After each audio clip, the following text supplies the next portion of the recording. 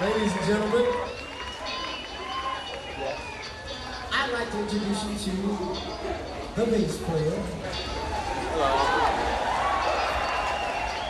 So, for your evening's listening and dining pleasure, Mr. Buzz Skillings.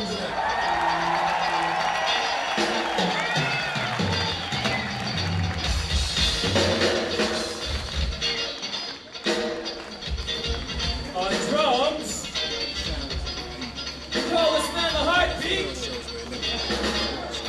Make some noise for Mr. William Calhoun.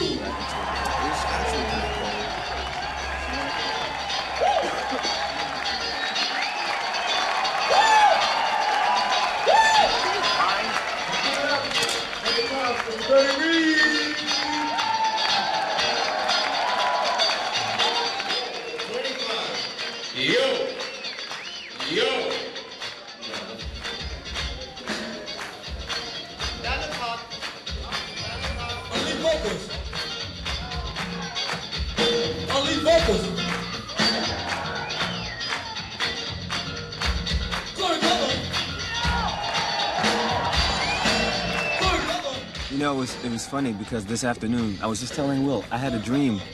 We went to the hotel and I took a nap, and I had a dream that I took the plane home to New York, and I took the cab to my house and opened my door, and I was so happy. And I woke up and I was in Oslo.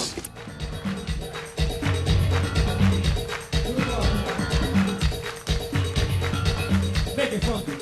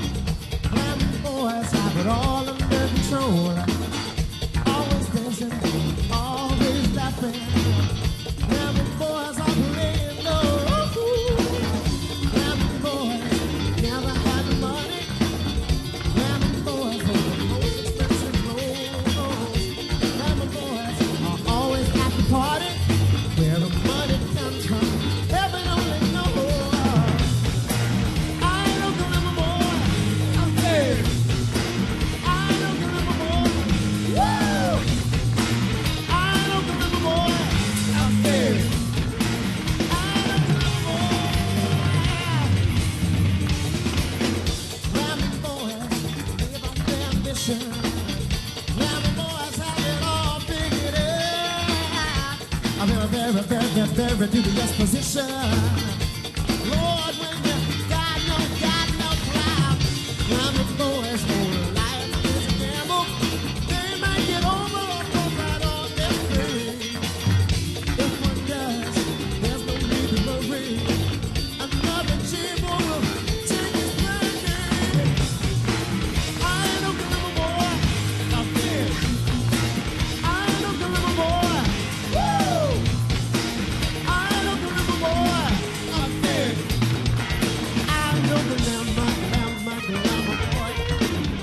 I mean, we come from New York. I don't know, it's not particular to New York, but New York is a place where a lot of music is accessible, you know, and it's a melting pot of culture. You hear a lot of different kinds of music. You can walk in Manhattan and, you know, catch, you know, all kinds of music being played live, sometimes on the street or in a club, or, you know, you hear people walking by playing different kinds of music all the time.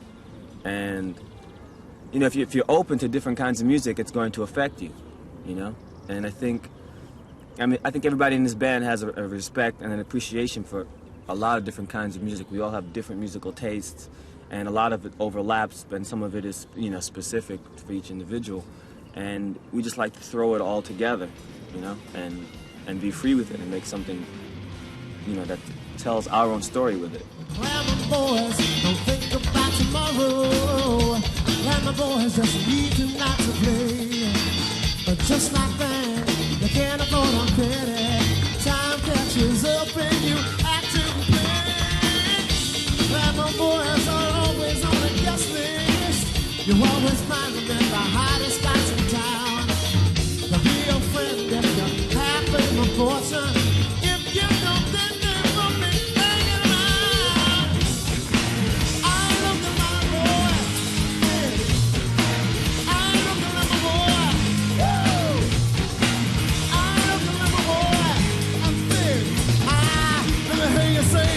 Let me hear you.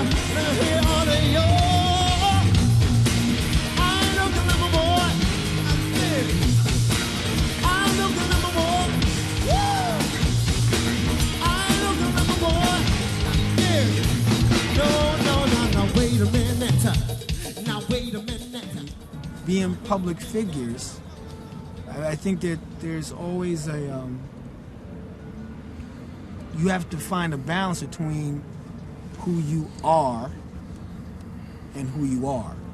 I mean, what the public thinks of you, you know, when they read an interview, when they see you on TV, and what they imagine you to be, and what you actually are in your very real life that you have to live. And many people have become casualties of not being able to make the separation or know the difference between that which is projected and that which is actually lived. And when the lines become blurred, that's when there are real problems. And I think with this band was that we don't take it on such a self-important level that that line becomes indistinct, because it's important for the health of the art and for the mental health. Yo, how you feeling? Hot. How you feeling? Hot. How you feeling? How you feeling? How you feeling? How you feeling? How you feeling? How you feeling? How you feeling?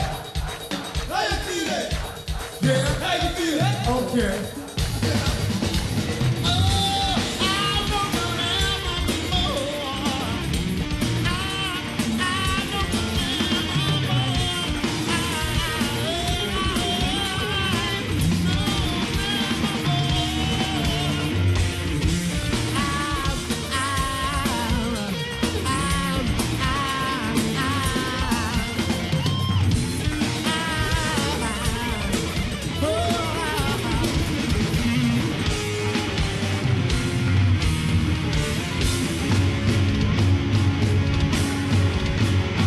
It's a good thing we're going home tomorrow. I'm running out of suits. A lot of people seem to think, in some cases, what they see us doing on stage is how we live constantly. And the intensity and even the cajoling and joking and laughing that we do is basically what we are always. That we're not as dimensional as one might believe. We're as one-dimensional as the TV screen that they see us on. So we often get questions, or people ask us to do things or say things to us without the benefit of thinking about whether we have a brain in our head or not, which is very interesting. In TV culture, everything is possible. Anything is possible. But it's really, so much of it is not attainable. Even though people are bombarded with it, like fewer than 10% of the population is going to be able to attain a lot of the stuff that is just, you know, the kind of lifestyle. Even having a product is just what a product is.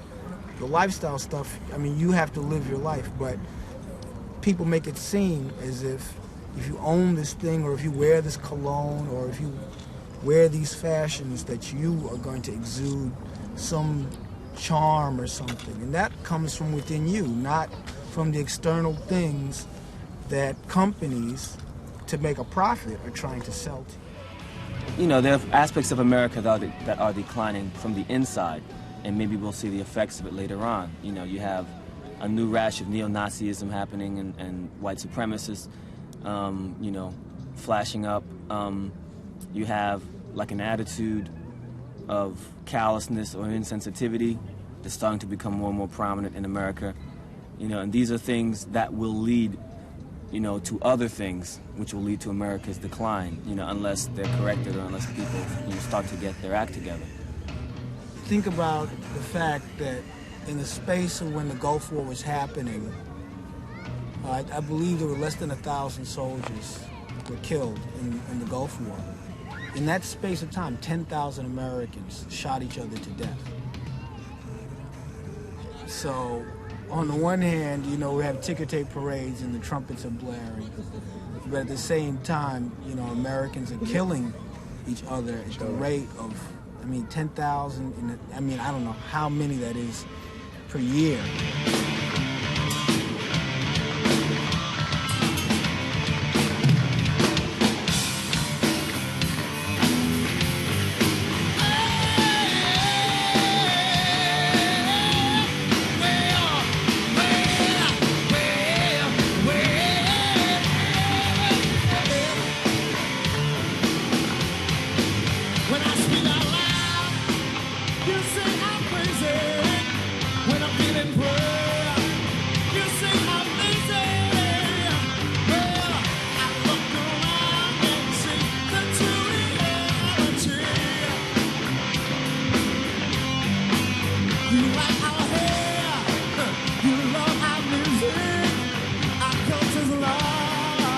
So you will be there. Take time to understand I'm an equal man. History's alive, I can teach you in school. I thought y'all knew all the golden a peaceful land that was born simple life was wrapped up in riches. It's freedom is born.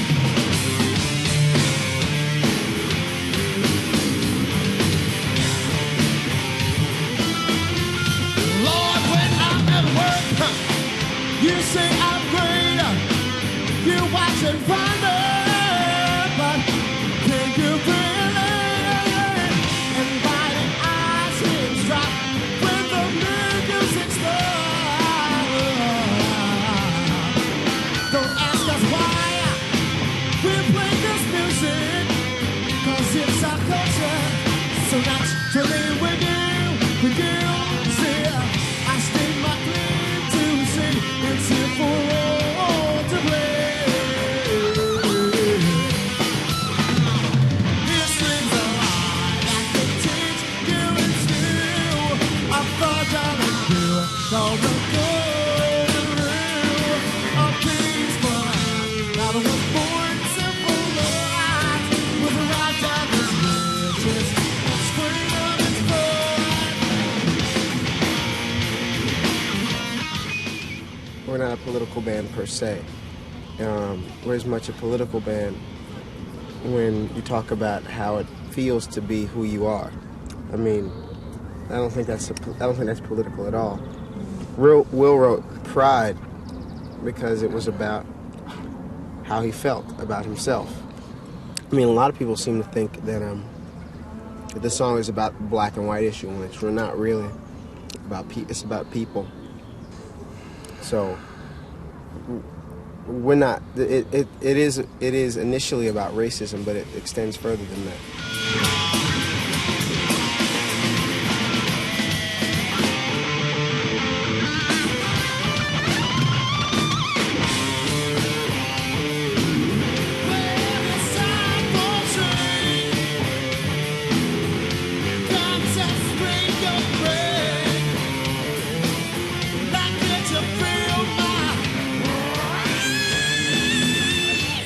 I had a conversation with someone last night, and she said she's getting ready to go to college in the States.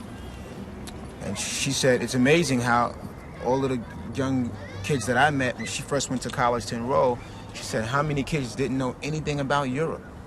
She talked to kids, and they said, "Where are you from?" And she told them she was from Stockholm, and they don't know anything about Europe. They know West Coast, East Coast, maybe a little bit about Canada.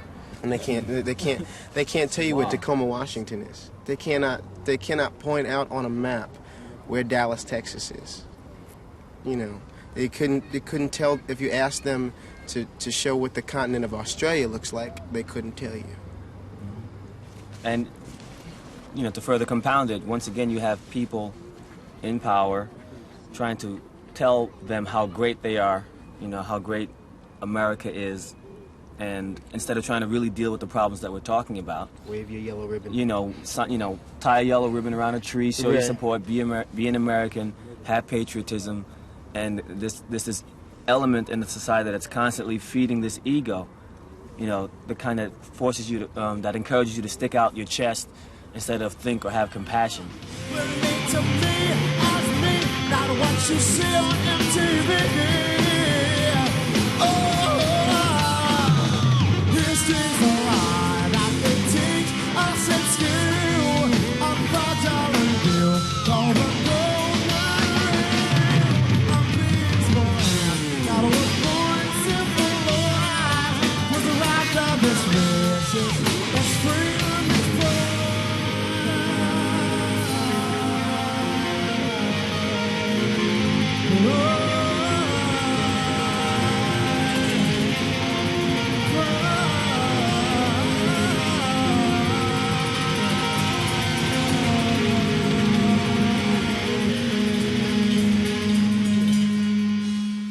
We are part of it. We are Americans.